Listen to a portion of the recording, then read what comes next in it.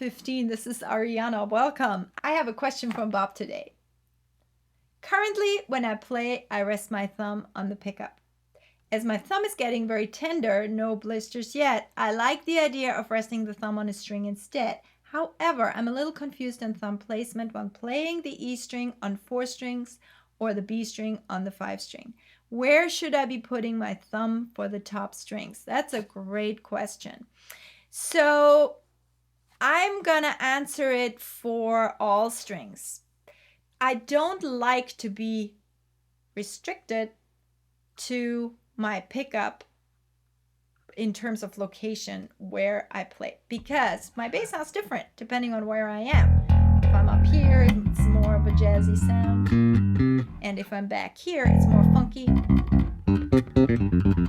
So I want to have the tone I'm going after, not be confined to the pickups. Plus, with all my basses, even though they're by the same builder, most of them, I have a really different pickup situation. So I don't want to be confined to that. I want to be free. So what I like to do is when I play the E string, I will be either on the pickup or I will just be floating.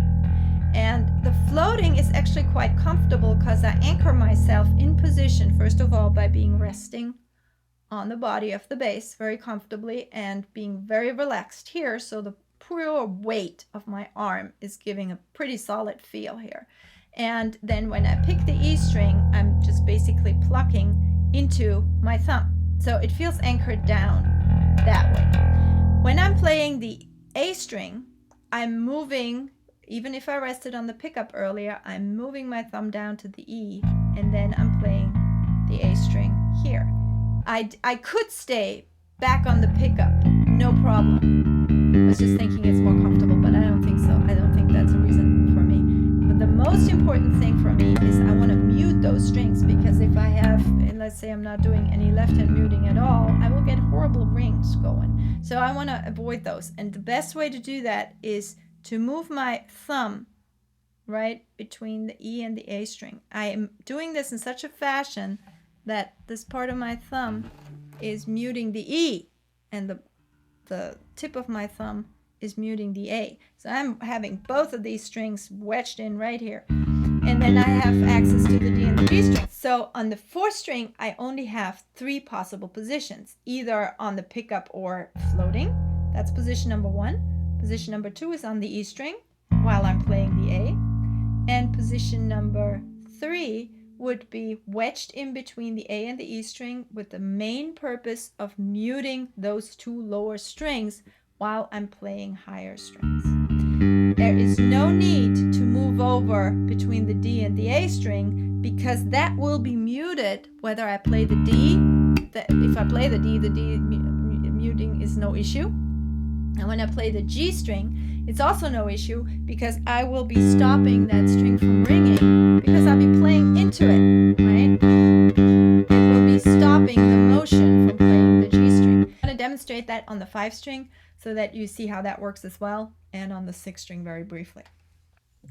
On the 5 string, you're going to be either on the pickup for your low B or floating for the low B.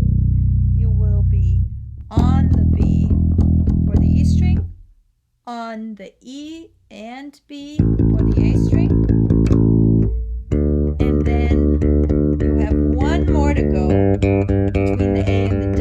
So again, I'm wedging in my thumb like this to have control over 2 strings, but in this case it's the D and the A. So that of course means that the B and the E might still be, the B might still be ringing. So that's where I really like to bring in my left hand to also help with muting. Good things to practice for shedding my thumb position are obviously patterns that utilize a lot of different strings, and one of these patterns, for example, would be chords. Practice major 7th chords, for example, through the cycle of fifths, giving good attention to your thumb position. For example, starting out on C, and I'm going to F, B flat,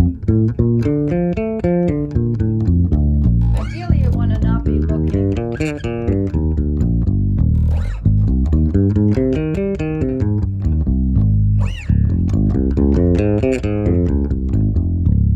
my thumb floats pretty effortlessly in the right hand, just always being glued to its respective string.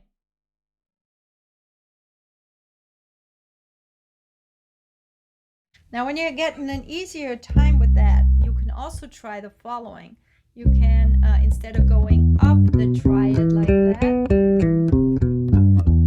you always skip one and then return to the one you just skipped.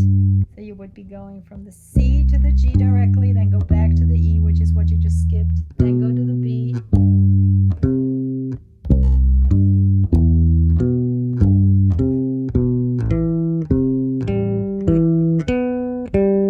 So when you turn around, you can turn around like this.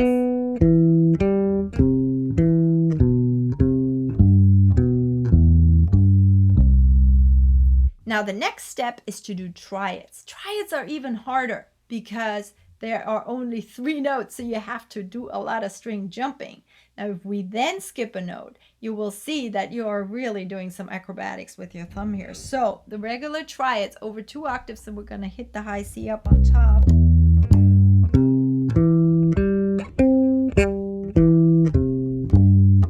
Would be like that. Now I'm going to skip a note just in the fashion as I did before with the major 7th chords. I'm going to skip a note and then return back to the one I skipped, which will make me have to jump around quite a bit. So instead of going 1, 3, 5, I'm going 1, 5, 3, and then 8, 5, 3, 8. And you see my thumb is having to always move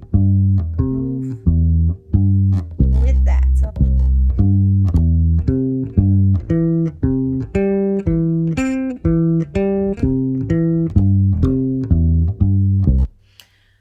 we'll do more on muting because that's a really good technical skill, and you can mute in your right hand, you can mute in your left hand, and help both hands out. When I play triads fast, I don't bother moving, but I mute with these fingers. So I mute with these fingers, and I often also mute with the left hand. Briefly want to demonstrate this on the 6th string. You will be having your thumb either on the pickup or floating, and you're going to be on the B or the E. B and E muted when you are playing the A string. Then you might move up in such a fashion that you even wedge in the B, E, and A strings while you play the D. And then one more, you're going to be going up to the all the way up to the D string to mute, to be ready to mute D while you're playing G and C.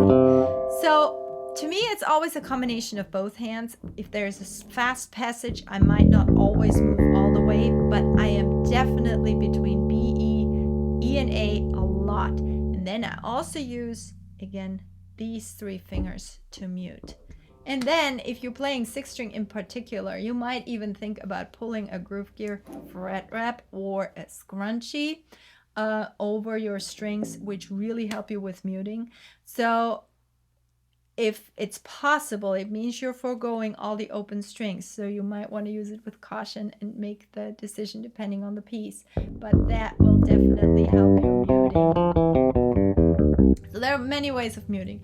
But the thumb position, Bob, hopefully this will give you some pointers.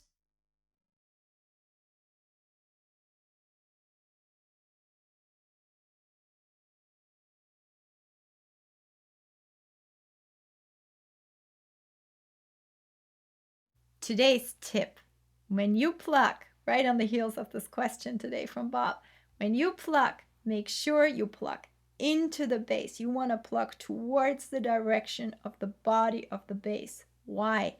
2 reasons. One reason is that when you pluck this direction towards your body, then you get a much fatter tone. You get a much more solid, round tone. When you kind of pluck this way, like classical guitar style, like this, then you get a much softer, beautiful tone, but not so much one that I would really think of when I want to get a grooving tone. play with a drummer, you know, that sort of powerful feel.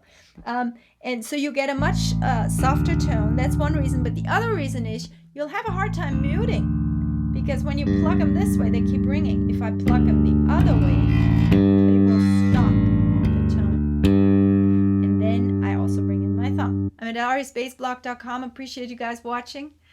Come visit, drop a line, drop a comment. I love hearing from you. See you next time. Thanks.